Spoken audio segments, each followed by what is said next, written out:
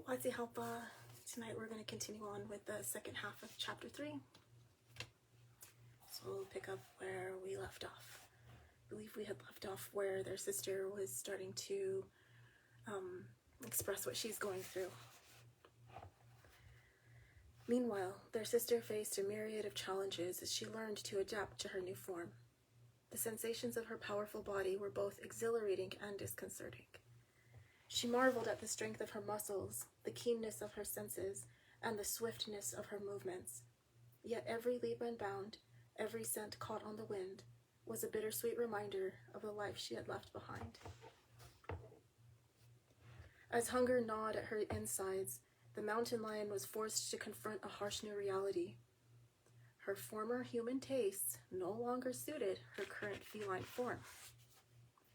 Foods that had once nourished and delighted her now held no appeal, leaving her disoriented and ravenous. She tried to eat the berries she had once enjoyed as a human, but found them repulsive as a mountain lion, causing her stomach to heave in protest. Unsure of how to hunt, she fumbled through numerous attempts, her frustration growing with each failure. From a distance, she watched other predators as they hunted, trying to mimic their techniques, but her initial efforts were clumsy and uncoordinated. The prey she pursued slipped easily through her paws, leaving her feeling all the more hungry and defeated. Eventually, she caught an elderly mouse with a broken leg. Hesitating before biting into it, she was overwhelmed by the sensation of its fur in her mouth, the crunch of its bones beneath her powerful jaws, the taste of its blood filling her mouth.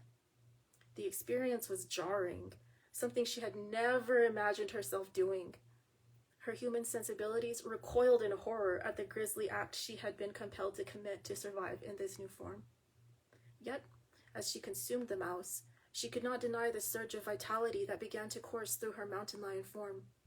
Her muscles, once weakened by hunger, felt rejuvenated, having finally received sustenance after 4 days of deprivation. The former human faced a bitter realization. She would have to fully embrace the instincts and appetites of this new body in order to survive. A deep, gentle voice suddenly interrupted her contemplation. "That small mouse won't be enough for very long." The mountain lion looked around to see who had spoken to her, and in her human language at that. Despite the change in her form, she still understood human speech, even though she wasn't able to speak it in this form. Her transformation had not granted her the ability to comprehend the languages of animals or other mountain lions. She was like someone who had changed their clothing, but had not gained new skills or knowledge simply by changing their attire. Emerging from the shadows, a large, magnificent mountain lion with a wise, ancient presence approached her with a fluid grace that spoke of both strength and experience. His golden eyes seemed to glow, while his tawny fur shimmered in the light. He exuded an aura of regal confidence, his eyes holding a depth of understanding that spoke volumes. As he came closer, he stopped a few paces away from her, his stance relaxed but alert. "I have been watching over you for the last 4 days," he said, his voice resonating with a calming strength. "I have seen you struggle, and I have seen you show remarkable resilience. At any time, you could have flung yourself from the highest mesa. Instead, here you are, choosing to adapt." Speechless, she felt a mixture of apprehension and curiosity, wondering who this mysterious figure was. She had felt so alone in her new form, and now here was a stranger who seemed to understand her predicament. "I am the leader of the mountain lion people," he explained in a reassuring tone, as if hearing her thoughts. "It was I who suggested transforming you into one of my people, in order to save your life. Now, it is time for you to learn how to truly live in this form." He paused, letting his words sink in before continuing. "The land is vast, and the ways of hunting can be dangerous, even for the hunter. I will show you how to survive, starting with how to hunt and secure food for yourself. Follow me, I will teach you." Her heart swelled with hope as she nodded in agreement, feeling a glimmer of optimism for the first time in days. He motioned for her to follow, and she did so, albeit hesitantly. As they moved through the sagebrush-dotted terrain, he began to teach her the ways of survival. He demonstrated how to use her senses to detect prey, how to stalk silently, and how to pounce with precision. After demonstrating, he had her practice what she had just learned. After a short while, they came upon a herd of pronghorn grazing in a clearing. With a swift, powerful leap, the leader of the mountain lion people showed her how to take larger game down by its throat quickly, causing the least amount of pain to the prey as possible. When they had eaten their fill of the pronghorn, he showed her how to bury part of the kill, ensuring that she would have sustenance for the days ahead. "This will keep you fed for several days," he said, covering the remainder of the pronghorn with dirt and leaves. "Return to it when you need to, and you will not go hungry in the meantime before your next kill." Over the next several days, he appeared at random intervals, offering more lessons. He taught her how to leap across gorges, where to find the best water sources, and how to avoid dangers that she had not yet perceived. Each time he left, she felt a pang of loneliness, but also a growing confidence in her new abilities. She was learning to navigate this new life, and with each lesson, she felt a stronger connection to the mountain lion body her spirit now dwelt in. Over time, she grew more proficient in her hunting skills, adapting to the necessities of her feline existence. Each successful hunt was not only a testament to her resilience, but also a symbol of her evolving strength. Despite her progress, the memories of her human life remained vivid in her heart, serving as a constant reminder of the world she had left behind and the loved ones she yearned to reunite with. She clung to the hope that one day she would find a way to return to them, her heart silently echoing their names with every heartbeat. Under the star-filled sky, in reflective moments of solitude, the mountain lion felt a deep longing for her family, for her old life, and for answers. She remembered being under the same starry sky with her best friend, giggling with her until dawn. She remembered laughing with her brothers, listening to stories from their parents and grandparents, safe in their adobe home. These memories, vivid and cherished, brought both comfort and sorrow, reminding her of all she had been torn away from. As she reflected on how things had changed since then, she released several mournful screams into the night, seeking a cathartic release for the deep-seated grief she carried within her mind and heart. One by one, other calls began to respond to her screams. She froze, remembering something her older brother had told her about mountain lions.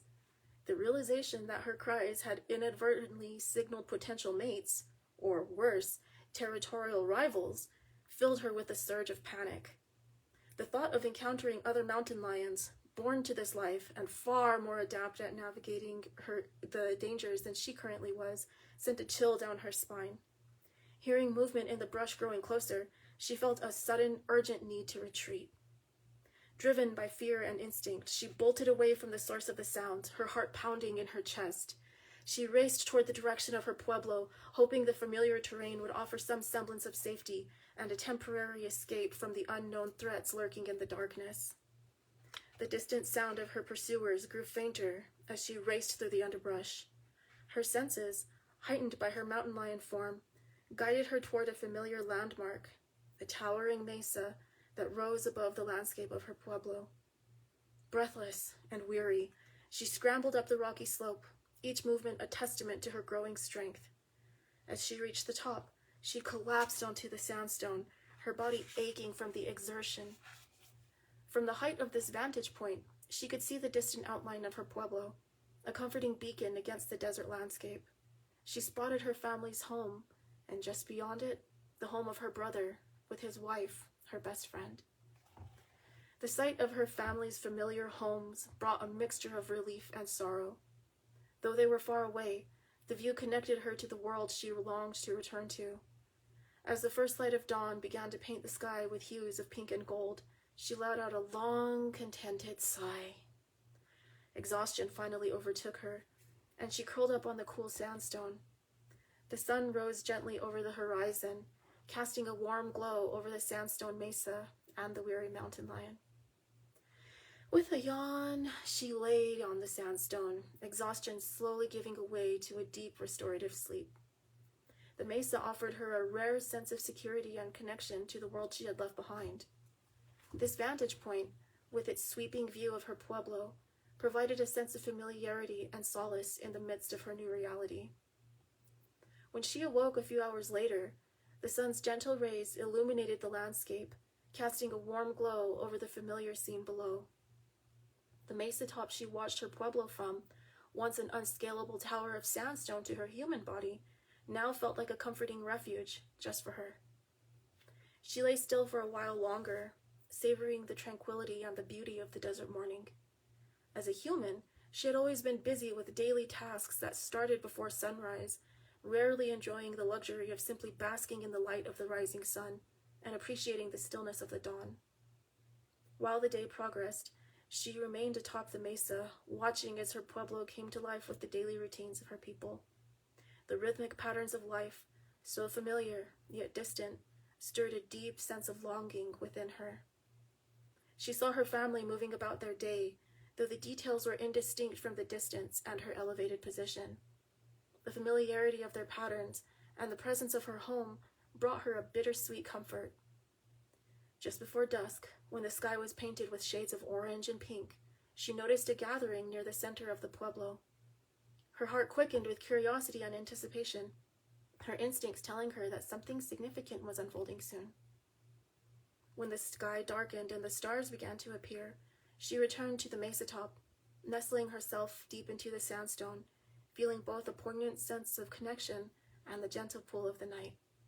Exhausted, but content, she prepared for another night under the stars, her thoughts drifting between the comforting view of her pueblo and the new reality she was navigating. As the first light of dawn began to paint the sky in hues of pink and gold the following morning, she watched the sleepy pueblo from her perch, her heart heavy with longing to return to her home. Her gaze followed the familiar figures below, and she saw her older brother emerge from his home, cradling a tiny bundle wrapped in a bright new blanket. The mountain lion's heart swelled with unexpected joy as she watched from her high perch, following the movements of her family. It was clear to her that they were preparing for the introduction of her niece to the sun. Her older brother and his wife moved with tender reverence. They were adorned in new clothing that reflected the loving craftsmanship of her mother, her best friend's mother, and their combined aunts. The mountain lion longed to be among them during the naming ceremony of her niece, despite the danger doing so might cause. She leapt down from the ledge she had been watching them from, powerful paws propelling her toward the village. Once closer to her family, she lowered herself as close to the ground as possible, running parallel along the path they walked upon, keeping herself hidden within sagebrush so as not to alarm anyone with her presence in this form. Flicking away a curious beetle with a shake of her head, the mountain lion paused to watch the trio as they proceeded to meet in the plaza with her younger brother and her parents, who also wore new clothing for the naming ceremony of the newest member of their family. Seeing that most of the village was present as well, the mountain lion climbed on top of a neighbor's empty home, into their second-story patio area, and lowered her ears as she peered over the ledge at her family. When her father and grandfather began to speak, she felt both soothed and remorseful upon hearing their voices. Her younger brother, responding to his elder brother at one point during the ceremony, had a solemn tone to his voice that the mountain lion had never heard before. While she remembered the spring when their older brother's voice had changed, she did not remember it taking on the same tone that her younger brother's voice now held. She then realized how the depth of his sadness was affecting even his physical form. As the members of her village quieted to hear the name being given to the child, the mountain lion found herself perking her ears up to hear better. Despite her best efforts, she could not hold back a small gasp that escaped her mouth when she heard her own nickname spoken in her language, Sunflower. In an instant, a neighbor, upon noticing a pair of mountain lion ears and the reflection of large eyes peering over the ledge, shouted out the word for mountain lion in their language.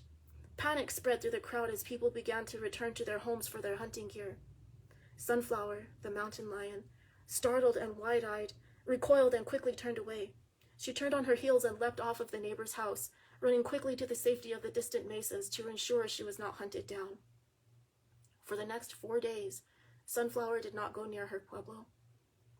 While she maintained her vigil over the homes of her family, she did so from the safety of the high mesa, trusting the skill of her newfound hearing and vision to tell her about their actions. On the 5th day, feeling it might be safe to get closer to the village, Sunflower cautiously approached. From a concealed vantage point, she observed her people emerging from their homes, attempting to resume their daily routines despite the high alert her presence had caused in the pueblo. The village, now on high alert, buzzed with concern as the men of her family discussed the grim fate they believed had befallen her.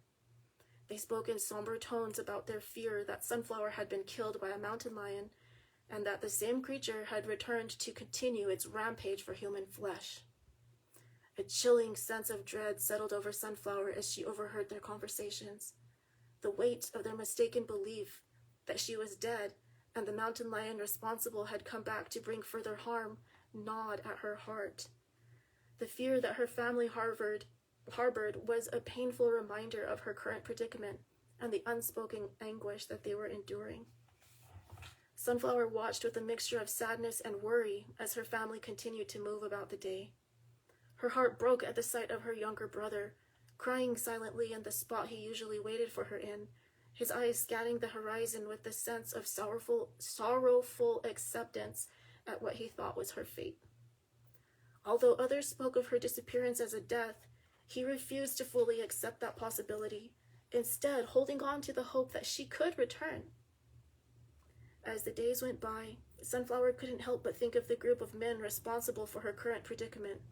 Anger and bitterness welled up within her, overwhelming the gentle spirit that had once resided in her human form. She began to dream of revenge, of using her newfound strength and abilities to bring justice to those who had cursed her. With each passing day, she trained herself as a skilled hunter, not solely for survival, but to exact retribution upon those who had taken everything from her. Sunflower practiced relentlessly, honing her skills as a predator. As her body grew more adept, her mind also sharpened, adapting to the cunning required to be an effective hunter. In quiet moments of rest, she would envision confronting the men who had turned her into a mountain lion, her heart pounding with anticipation and rage.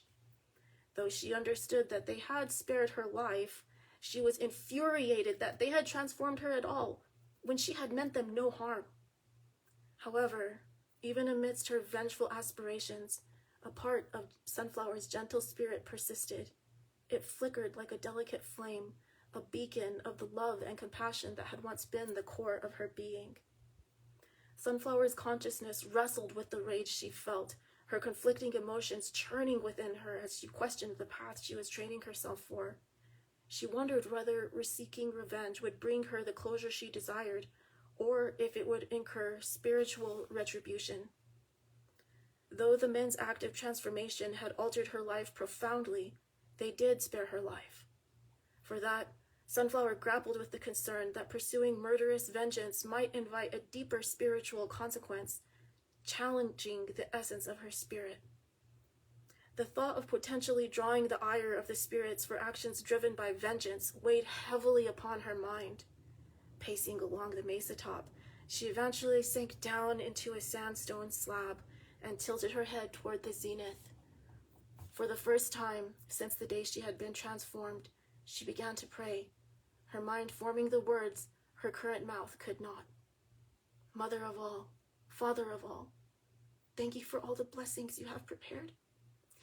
Thank you for all of the blessings you are still preparing. Guide me through these feelings of sorrow and rage. Though my life was spared, it was taken in other ways. Illuminate the best path for me with your wisdom. Show me what I must do to overcome thoughts of retribution. Help me understand what I am meant to learn from this, and make it easy for me to grasp. Let all the world, all the people, my family, and myself be blessed. Let good things happen for us all. Thank you. And that's the end of chapter 3. Sorry, I'm getting a little emotional. But yeah, chapter 3 is over, and we'll start on chapter 4 tomorrow.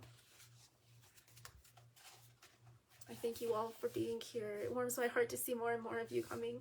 And for everybody that's watching later on, I really appreciate that you're watching too, because I can see it also. It makes me happy. But I wish you all a wonderful day, night, whatever it is, wherever you are. I myself am going to go get some sleep now. So for myself, good night. And for all of us, I wish blessings upon us all. Pe'echa, let good things rain down for us all. Good night.